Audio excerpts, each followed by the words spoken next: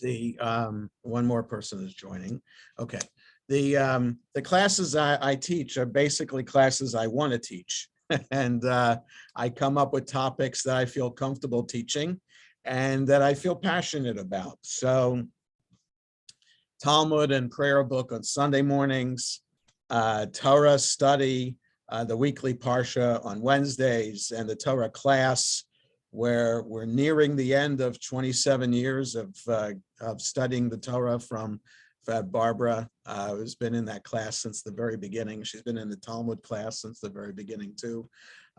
So these are classes I enjoy doing, and every now and then I'll come up with another topic or two that I feel strongly about. And I do feel strongly about this topic of Jewish law, and because it really guides who I am as a Jew, whether I'm a rabbi or not, I would still be living a Jewish life, according to the tenets of conservative Judaism. And so I think that exploring the topic of Jewish law, and especially how the conservative movement views Jewish law, is an interesting topic to me, and hopefully it'll be interesting to you. And especially in understanding the spirituality behind Jewish law, and which might not, those two terms, spirituality and law, we might not imagine that those two words go together. And now that's not to say that lawyers don't find their work meaningful, but I don't think that lawyers would find their work spiritual. In the close, as we define the word spiritual, I think that lawyers, especially constitutional lawyers, might find their work to be historical, like part of the process of American jurisprudence since the adoption of the Constitution in 1787, and the constant amendments to it and work with it by the Supreme Court. So I can imagine American constitutional lawyers could find their work fulfilling and part of this greater American enterprise, which can be very meaningful and powerful. But I would dare say that it's not spiritual. So I'd like to begin our conversation today, and feel free to interrupt at any time with a question or comment, with first defining what I mean by spiritual, and then defining what I mean by Jewish law, and then putting the two together. So that's what I hope to do today. And then in subsequent classes, the second Monday of the month, beginning next month, we'll look at individual papers of the Law Committee of the Conservative Movement, and see what the issues there are in those papers and how those issues are spiritual issues. So, spirituality. For me, spirituality is the endeavor in which we strive to experience God's presence in our lives. So I think that would be the best, easiest, simplest way that I see defining the term spirituality. It is, so that's not to say that that's a definition that everyone will accept for spirituality, because there are some atheists who can still seek spirituality. But for me, spirituality is the endeavor to seek God's presence, or a communion with God's presence. So for me, I find spirituality in a number of ways. So it's not just through prayer.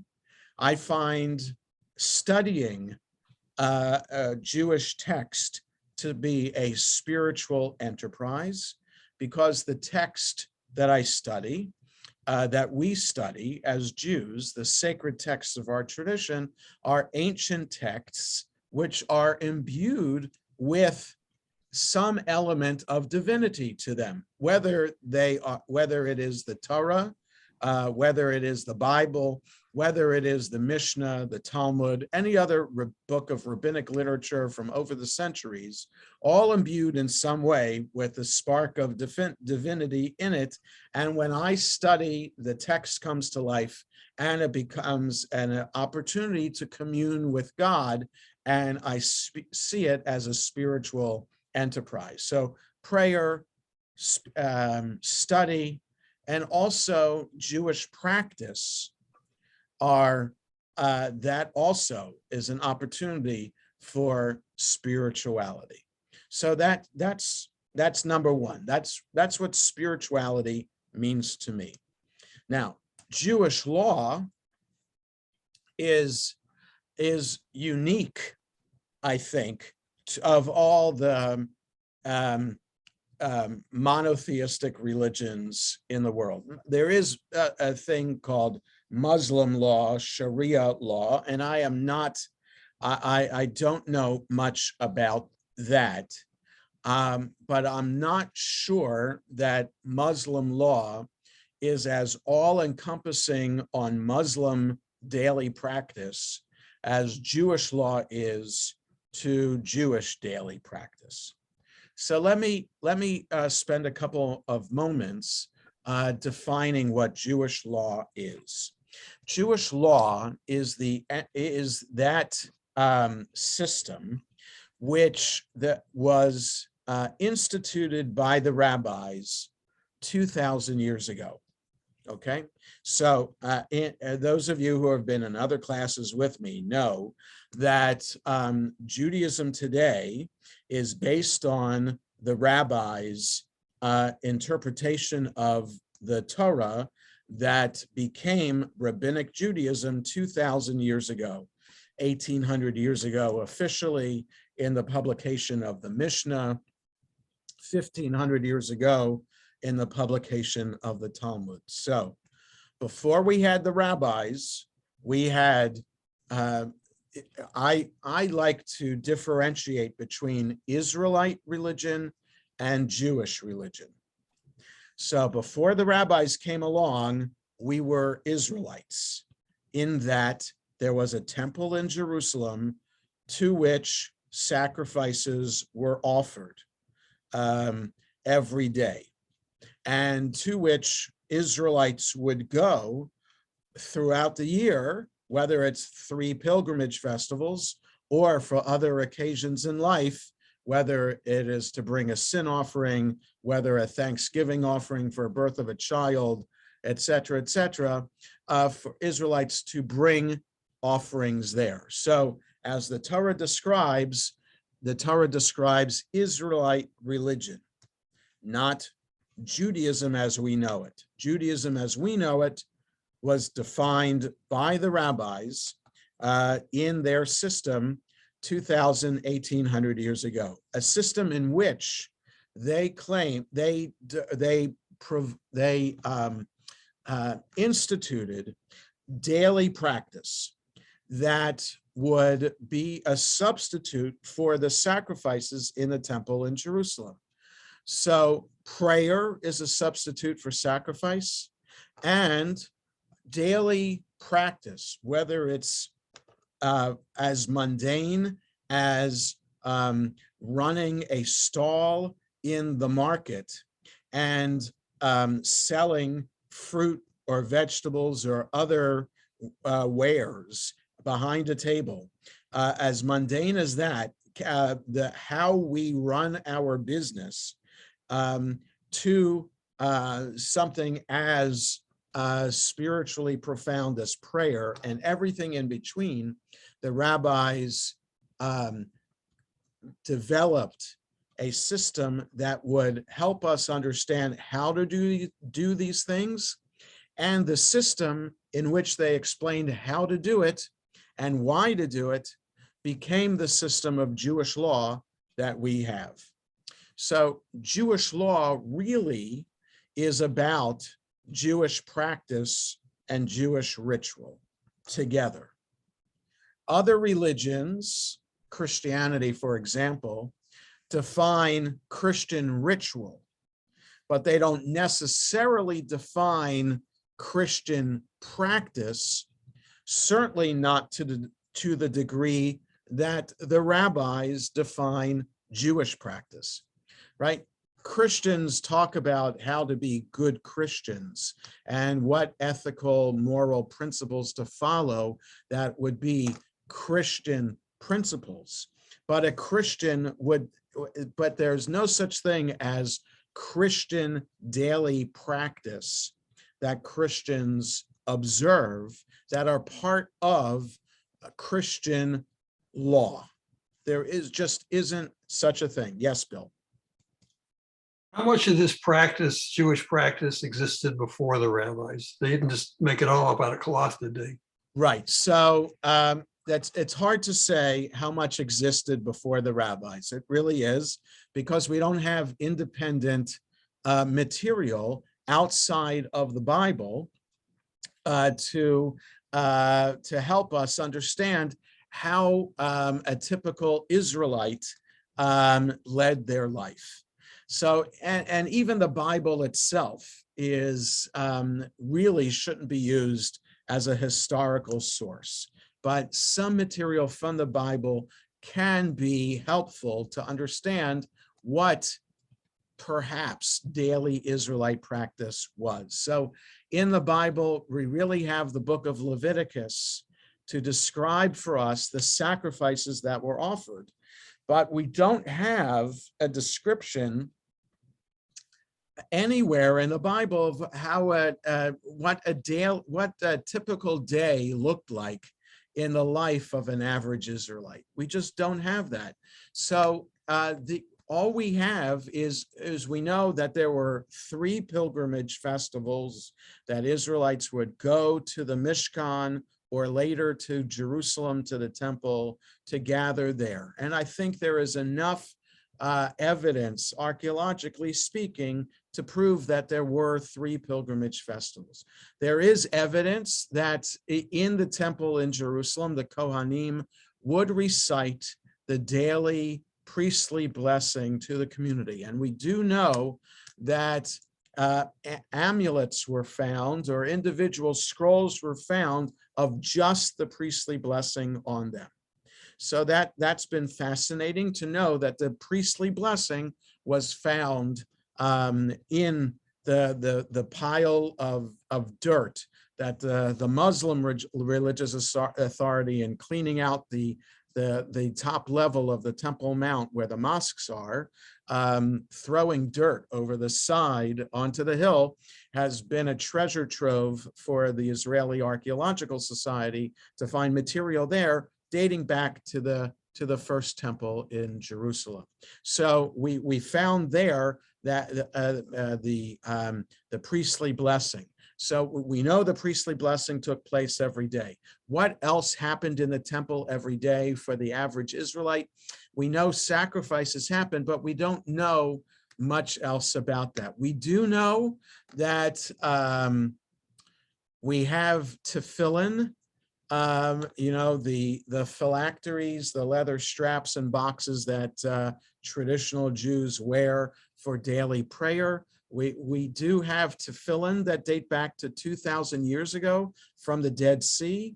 So tefillin that were made essentially the same way we make tefillin today, with the same scrolls inside the box, with the same material written on the scrolls, and the tefillin made in the way that we do it. So it's possible tefillin were predated the rabbis, but we're not sure, because 2,000 years ago was still the time of the rabbis. We do know that the Shema was carved into some doorposts in homes found in archaeological discoveries, but do those homes predate the rabbis so that a typical Israelite home would have the Shema and the V'ahavta paragraph chiseled into their doorpost to fulfill the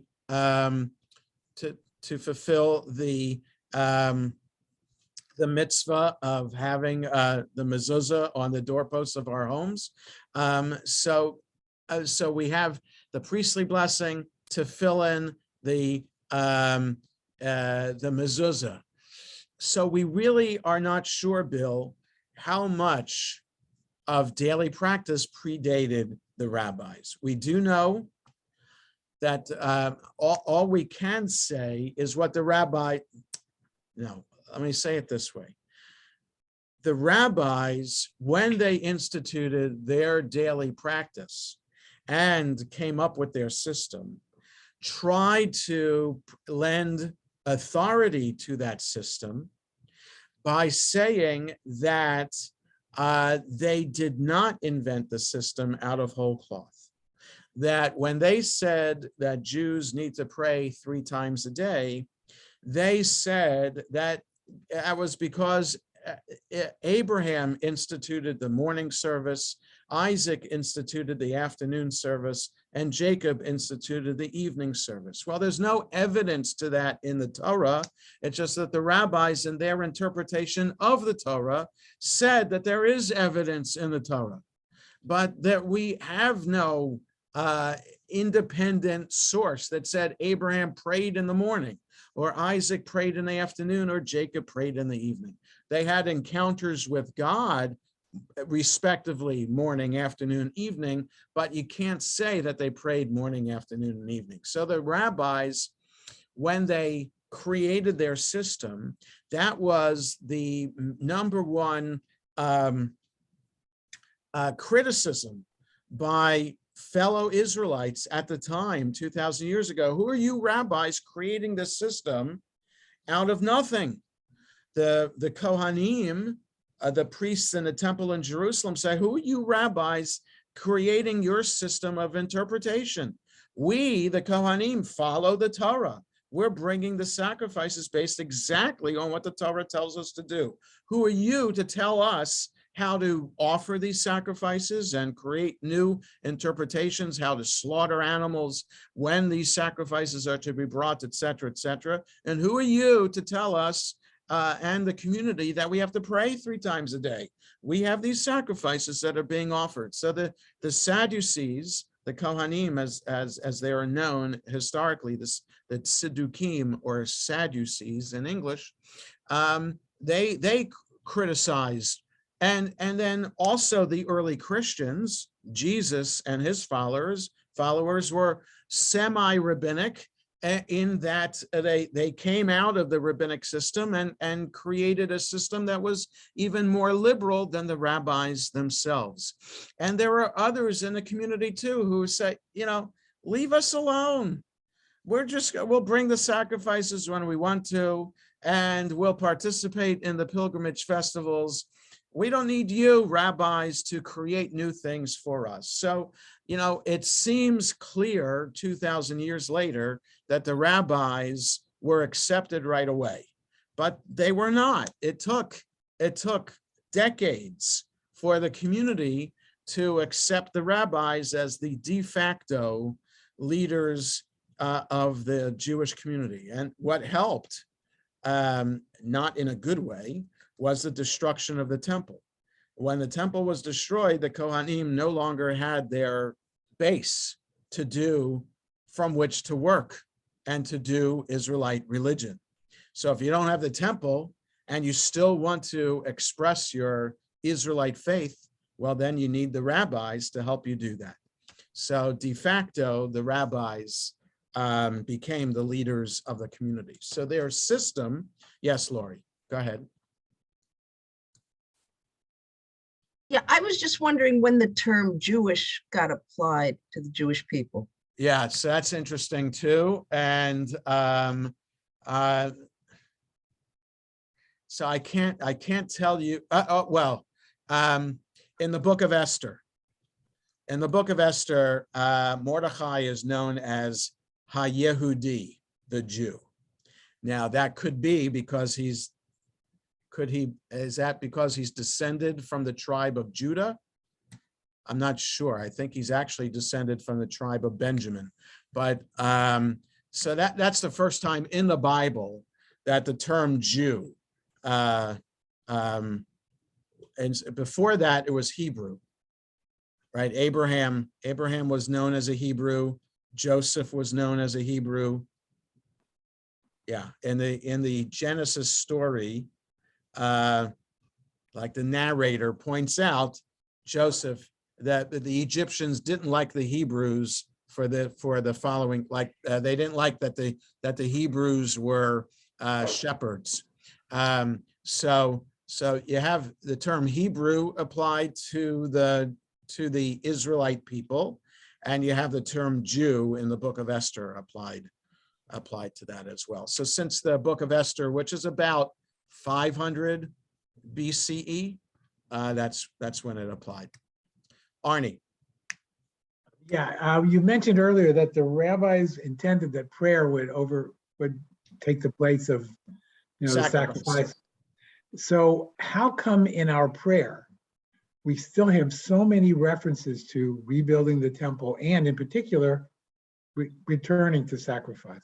Yes. So the rabbis, as part of their ideology, were creating a system that allowed actually Israelite religion to be portable. And that the first rabbis, Hillel and Shammai and the generations before them, were rabbis when the temple was still standing. So they didn't see their system as a replacement, but as a supplement. So it's not enough, the rabbis were saying, just to go to the temple 3 times a year, or other select times when conditions applied in your family that you needed to go. Why wait all that time to have an encounter with God? We can have an encounter with God every day through the system that the rabbis were creating. So they wanted it to be a supplement to, not a replacement for.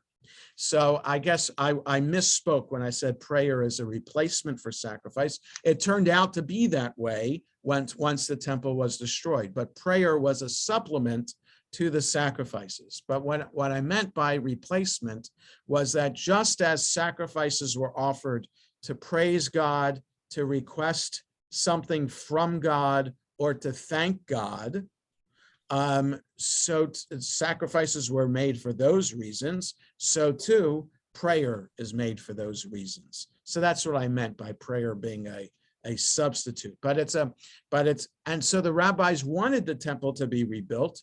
They wanted sacrifices to be restored.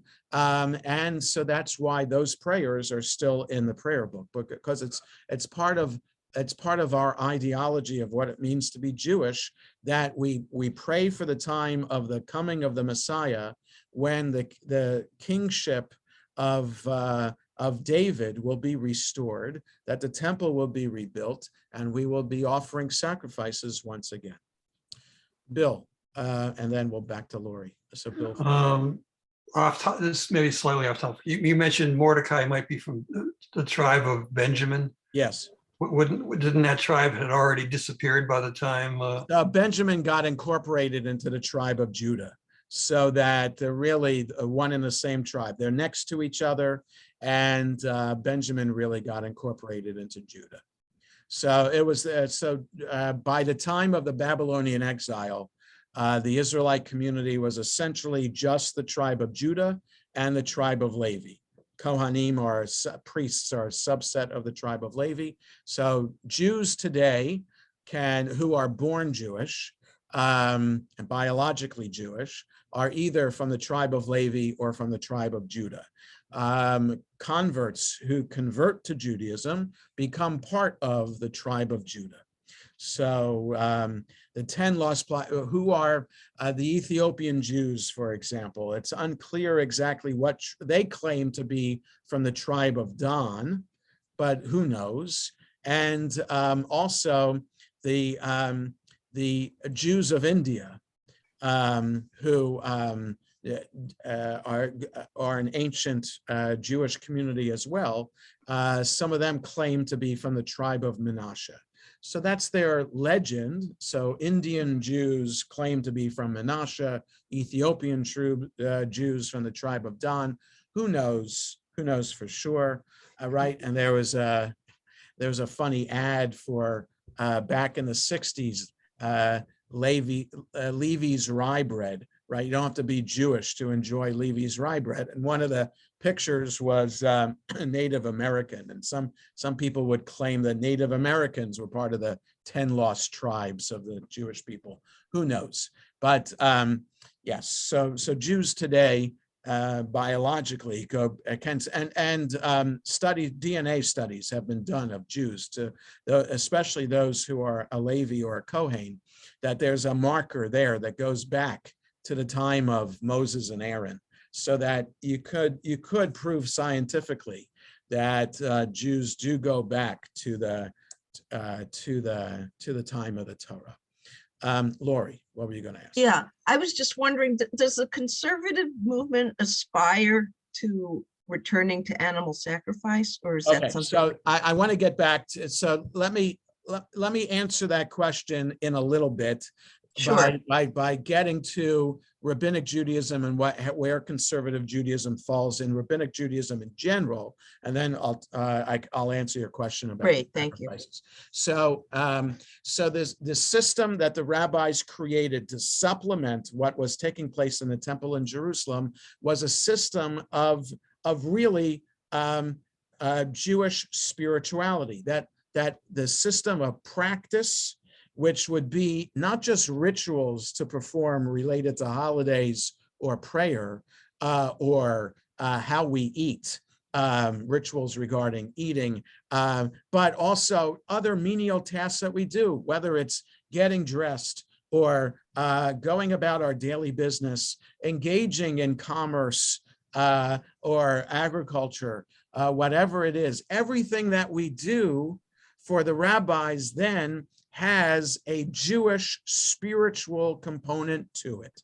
So that the goal of the rabbis was to elevate the average Jewish person's life into a spiritual life.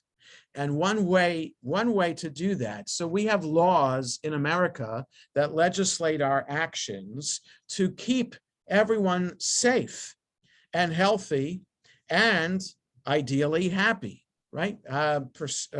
Pursuit, everyone is entitled to pursuit of life, liberty, and happiness, right? Whether that's from the Declaration of Independence or the Constitution, I don't remember, but that's what law is supposed to do. So Jewish law does that, but also in a spiritual way. So to understand then Jewish law, one has to understand it as a spiritual endeavor. It is, you can study Jewish law as an independent Jewish subject, but Jewish law itself is spiritual. Okay, so there are Jewish legal scholars, there are Jewish Bible scholars, but if we do this in the way that the rabbis intended us to do that, we can't help but incorporate spirituality into the process. So now, all the denominations of Judaism today respond to what the rabbis did as part of defining who they are as a denomination.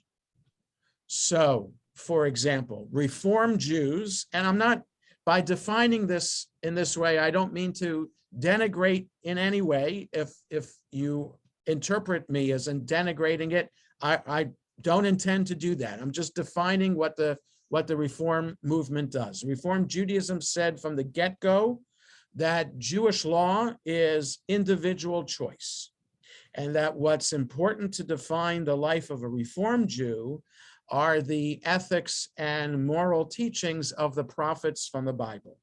That's what's most important, and that's why Reform Jews and the Reform movement tends to find social justice and social action as their be-all and end-all of what it means to be Jewish. And there are some Reform synagogues that have kosher kitchens, but most Reform synagogues don't. And many Reform synagogues don't require one to wear a head covering or a talit, a prayer shawl, when praying. But some Some Reform Jews do. So it's individual choice related to Jewish law. Orthodox Jews say absolutely we must follow Jewish law, and we follow Jewish law the way the rabbis wrote it. So after the Talmud was published 1,500 years ago in Babylonia, around the year 500 CE, rabbis continued to interpret, and then there was a major book of summary of Jewish law that was published in the 1500s in a Sephardic edition and an Ashkenazi edition. So a Sephardi rabbi, Joseph Caro, published a summary of Jewish law, and an Ashkenazi rabbi, Moses Isserlis, in Poland, published a summary of Jewish law, both at the same time. And they decided, whether they themselves or their students decided, to put both their books into one book, so that one book, the Shulchan Aruch, published in the 1500s, is a book for all Jews, Sephardic and Ashkenazi practice in there. So Orthodox Jews today are Orthodox based on the Shulchan Aruch. And that is why Orthodox Jews today, it's only the very liberal Orthodox wings that will ordain women as rabbis today. That's a new thing. So Orthodox Jews are not egalitarian. Orthodox Jews are very strict about all matters of Jewish law based on the Shulchan Aruch, and the more Orthodox to ultra-Orthodox one is, the more the practice is as it was 500 years ago. Conservative Jews, so the conservative movement, takes this process of Jewish law as a continuing, evolving practice. And that instead of finding the answer based on a Jewish legal answer, based on what the Shulchan Aruch said 500 years ago, conservative movement says, no, the study of Jewish law today is a continuing, evolving practice, and we have the right as a conservative movement and conservative rabbis to continue to evolve Jewish law. So that is why conservative synagogues are egalitarian in practice, that women are cantors and rabbis, and a whole variety of other, and homosexual Jews, rabbis have the right to officiate at wedding ceremonies for homosexual Jews. So all of these, which would be banned in the Orthodox world, are not banned in the conservative world because of seeing Jewish law as a dynamic process. So when it comes now to answer your question, Lori, about how we understand sacrifice and the prayer for the restoration of the rebuilding of the temple in Jerusalem, so it depends what prayer book of the conservative movement one uses. So if you remember way back when, if you went to a conservative synagogue 40 years ago, they used a black prayer book, which is known as the Silverman prayer book. And the Silverman prayer book took out, so it was published in 1946. So the Shabbat Silverman prayer book took out any references to sacrifice or to the desire to restore sacrifices. So they would keep in references to sacrifices that used to be offered. So the Musaf, the additional service on Shabbat and holidays, has a reference to what the sacrifices were that were brought on Shabbat and holidays. So that's in the Silverman prayer book. But the prayer, which we say every day in the Amidah, right before the paragraph that says Modim anachnu lach, we are continually thankful to you, God. Right before that is the desire to rebuild the temple in Jerusalem, and in the traditional prayer to see the fires of Israel be restored there. That is a reference to sacrifices, the fire on the altar. So in conservative movement prayer books, you don't have that phrase Ishe Yisrael in the prayer book, the fires of Israel. But you do have a reference to rebuilding the temple. So temple in the conservative movement is seen as this institution, this building that would serve as a unifying force for the community. But would sacrifices be offered there again? I personally, if the temple were rebuilt tomorrow and the Messiah came tomorrow, the temple would be rebuilt, I wouldn't be so keen on seeing the animal sacrifices again. It just seems barbaric. It seems like we haven't done it in 2,000 years. We've grown beyond that. But an Orthodox Jew would say, no, that's the way it was in the Torah. That's the way it should be in the future. So the new Lev Shalem prayer book, the red prayer book that we have, does not have the phrase Ishe Yisrael. But the Machzor Lev Shalem, which is interesting, the Machzor was published before the Shabbat prayer book was. The Machzor has that as an option in brackets. So one could say Ishe Yisrael if they want to, or not. But the Shabbat Lev Shalem doesn't have it as an option in the brackets anymore. So that's a long answer about animal sacrifices. Okay, so this is, so Jewish law, again, is this opportunity, especially in the conservative movement, to see law as a dynamic process. And just as the rabbis saw it as a dynamic process as well, with majority and minority opinions being kept in the rabbinic literature itself, right? The Mishnah publishes in it the minority and majority opinion. The Talmud published the minority and majority opinion. So it's clear that the rabbis wanted the reader to know what the difference of opinion was. Because if the purpose of the Mishnah and the Talmud was to say, this is how we do it, you wouldn't keep the minority opinion. Because of keeping the minority opinion, what's important is not how we do it, but also how we got to how we do it. So Jewish law is process besides action, right? So what I mean is that to understand Jewish law today, we have to understand not only what we have to do, but how we got to what we have to do. So the process is just as important as the end result action that we're supposed to be doing.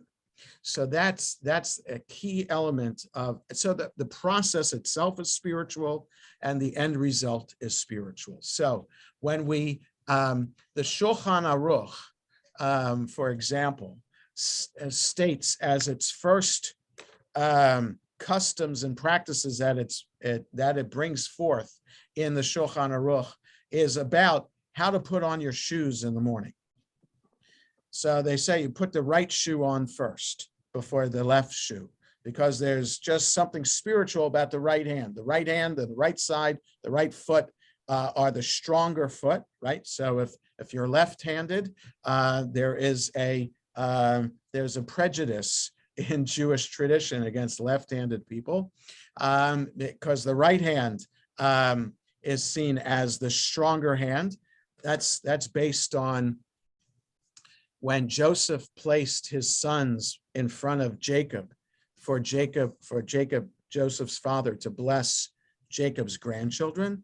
He placed his oldest son under Jacob's right hand and his younger son under Jacob's left hand, meaning the right hand, the right side, has the more power for the older child who's supposed to have primacy over the younger children. And Jacob crossed his hands.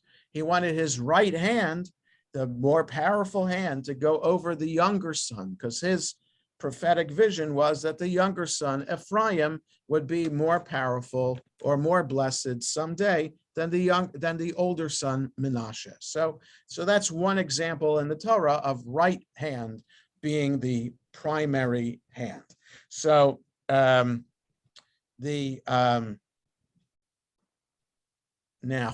this happens sometimes.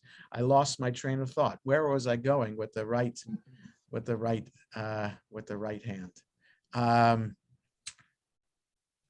That's embarrassing. I don't remember where.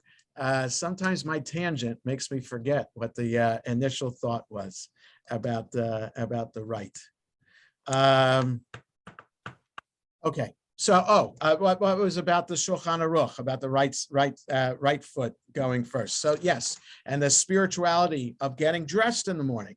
That process is spiritual. That we should be ready to go with our strong foot to step forward into life and into the new day with the knowledge that God is above and that we're ready to start the new day that way. So getting dressed becomes a spiritual process. So that's for the rabbis, both the system of custom and the system of law is that spiritual practice.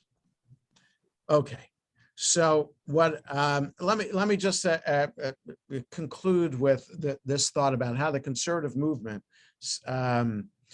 makes law a dynamic process, because that'll lead us into next month in actually studying the first of a few papers that we'll be looking at. So the conservative movement, when it was established over 100 years ago, then established an organization of conservative movement rabbis, the Rabbinical Assembly. So I'm a member of the Rabbinical Assembly. Anyone who's ordained from the Jewish Theological Seminary or the Schechter Institute in Jerusalem or the American Jewish University Rabbinical School in Los Angeles automatically becomes a member of the Rabbinical Assembly. The Rabbinical Assembly established a committee on Jewish law and standards about 100 years ago, in which it was a body of about, well, now it's about 25 or 30 people who answer questions of matters of Jewish law and provide a modern approach to understanding a matter of Jewish law. So, for example, 60 years ago, the law committee was asked a question: is it okay to drive to synagogue on Shabbat? An answer that should be an easy answer, because Orthodox Jews simply say no. You cannot drive to synagogue on Shabbat because of issues related to laws of Shabbat regarding traveling on Shabbat, that you're not supposed to work in getting somewhere in the manner of traveling, and you're not supposed to light a fire. So now electric vehicles are different today, and that could be a different, that could be a modern addendum to the question 60 years ago when there were only internal combustion engines to talk about. So when you turn on the ignition in the car, you're lighting a fire. So simply put, you can't drive to synagogue on Shabbat. But that's the point of the law committee was it's not such a simple answer anymore, because what would one be going to synagogue to do, if not to pray and to be with community? And 60 years ago, post-World War II, the suburban boom, people moving out of close urban communities to more spread out suburban communities, not so easy to walk to synagogue anymore because synagogue wasn't in walking distance anymore. So if you couldn't drive to synagogue, you couldn't be in community anymore. And would it be okay then to drive to synagogue to be part of the community? And so the way the law committee works is that they usually publish majority and minority opinions that are answers to the question. And then if the minority opinion has enough votes to support it, and I don't know what the minimum requirement is today, it changes every now and then. I think you need to have at least 3 members of the law committee vote in favor of a paper. And if that's the minority opinion, it becomes an accepted opinion. So that there were enough rabbis 60 years ago to say it's okay to drive to synagogue on Shabbat. So that was the minority opinion that then allowed conservative Jews to drive to synagogue and allowed the proliferation of huge suburban conservative synagogues to be built all across the United States and Canada, so that most conservative Jews today do drive to synagogue on Shabbat, not knowing that it's really supported by an opinion of the Conservative Movement Law Committee 60 years ago. Yes, Danny. And now with the way things are in the world now, you don't have to go to synagogue. You can be in synagogue right from your. Right, but that gets to another question, which will be one of the papers we'll look at, which we did look at almost 2 years ago, about whether it's okay to Zoom and use computer technology and electronics on Shabbat. So yes, that's a whole other question in and of itself. So yes, theoretically, you don't have to drive to synagogue anymore. You can just Zoom, but that's only if you agree that Zooming using technology, using a computer on Shabbat is okay. So the example of driving to synagogue on Shabbat is an example of a modern approach, a conservative movement approach to a Jewish legal issue, one in which the Orthodox movement 60 years ago panned the conservative movement for doing. How dare you claim, the Orthodox say, that you are traditional, that you follow Jewish law, or halacha in Hebrew. You can't claim to follow halacha if you say that it's okay to drive to synagogue on Shabbat. Now, that's not to say that Orthodox Jews don't drive to synagogue on Shabbat. For example, Beth Shalom in Potomac. Many Jews drive to Beth Shalom on Shabbat, but their parking lot is chained closed. So you can't park in Beth Shalom's parking lot on Shabbat. So the synagogue is making the statement that we will not allow, by chaining the parking lot shut, they're saying you shouldn't drive to synagogue on Shabbat, but they won't keep people out. They don't ask a question at the door, did you drive here? So people do drive to Beth Shalom on Shabbat, but park in the neighborhood and then walk into the synagogue. So the difference between a modern Orthodox synagogue and a conservative synagogue is that in the conservative synagogue, you'll drive right up to the front door. And in an Orthodox synagogue, you park in the neighborhood. So, but as the movement, as the ideology of the movement itself, the Orthodox have one particular stance on Jewish law, and the conservative movement has another. My last thing I really want to say is that the challenge for the conservative movement all along is how to let the members of the conservative synagogues know exactly what the principles of the conservative movement are.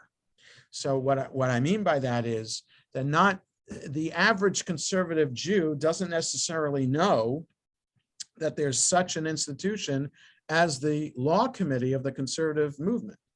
And the average conservative Jew might not know that there's a commitment to Jewish law that is expected of members of conservative synagogues. I think for the most part, those who are attending this Zoom class live, or even those who may be watching the recording of this, accepted, because I think those people who are watching and those people who are watching the recording might be more tuned into what actually conservative movement stands for. I think the average member of a conservative synagogue is a member for many reasons, least of which is the ideology of Jewish law. But rather, this is where my friends go, or I like the rabbi or the cantor, or I like the religious school, or pre-COVID, I like the Kiddush, the whole variety of reasons that people could belong to a synagogue, least of which would be ideology. Or, I like a traditional synagogue, and I know conservative synagogues are more traditional than the Reform synagogue down the street, or certainly less traditional than the Orthodox synagogue as well. I like to be right in the middle. So that what what has been a challenge for the conservative movement as a movement is conveying the message of the movement to its members so that the members become passionate about conservative Judaism as much as the rabbis and the cantors are passionate about the movement too. Okay, yes, Barbara. Where does Reconstructionism come in? So their official name is now Reconstructing Judaism. It used to be Reconstructionist Judaism, but now it's Reconstructing Judaism. So they began in the early 60s as an offshoot of the conservative movement, from a more liberal wing of the conservative movement, seeing the process of Jewish law not as law, but as custom or cultural practices. So there's a difference there. So in other words, law law seems as if you have to do it. There's a sense of commandment to the law, and there's a sense of feeling that we buy into this system and that we agree to abide by these laws and standards. Whereas cultural norms and practices are a more free form, kind of loose kind of definition applied to it, and they're more fluid than law. Law seems, especially in the 60s, when the conservative movement still wasn't fully egalitarian yet, in that women were not rabbis and cantors yet. There still seemed kind of restrictive. The conservative movements felt restrictive because of its attitude towards law at the time. And so seeing it as cultural norms instead made it easier for the more liberal wing in the conservative movement to understand and to make changes. So Reconstructing Judaism is about cultural norms, and each community has the right to define for itself what its cultural norms are. So that there are some Reconstructing Judaism synagogues that keep kosher and some that do not. And because as a community, they decided which Jewish cultural norms are important to follow and which are not. So it's, yeah. I can give you an example. I've done this before on one of these Zooms. Yeah. We have friends who are members of a Reconstructionist synagogue. Yeah. They kept kosher in their building, and there were a lot of people who wanted to have events that weren't kosher in the building. So the rabbi does not decide the halacha at their synagogue. So they had a vote, a meeting and a vote, and they decided that they would construct a separate building that wasn't connected to the synagogue and to the school and all, and that they would have non-kosher things in that building. Right. And they decided as a community, and the rabbi didn't like it. He stayed till the end of his contract, but then he left. And so they decided, the way it was explained to me, they decided as a community that's right. That's what they wanted to do. Right. So the rabbi's role there would be to help provide some material to study, but the rabbi gets a vote and not a veto. And theoretically, within the conservative movement, the rabbi, so the way I work with the religious committee here in the congregation is I like to discuss issues that come forward, to the congregation in terms of prayer practice, other ritual practices, things like that. And though I think it's understood that I have veto power, that I am the authority, I prefer to work in collaboration with the religious committee. But in a Reconstructing Judaism synagogue, it would be just the rabbi would just have another voice, just as Saul gave as this example. So, right. So it's the community defines for itself which practices and standards are important to them. Okay, so this was our introductory session on spirituality and Jewish law. And next month, the second Tuesday in February, which is February 8th, we'll look at we'll look at the first of a few tissue vote, the papers, the responsa of the law committee. So have a good day, everybody. Stay warm, stay safe and healthy.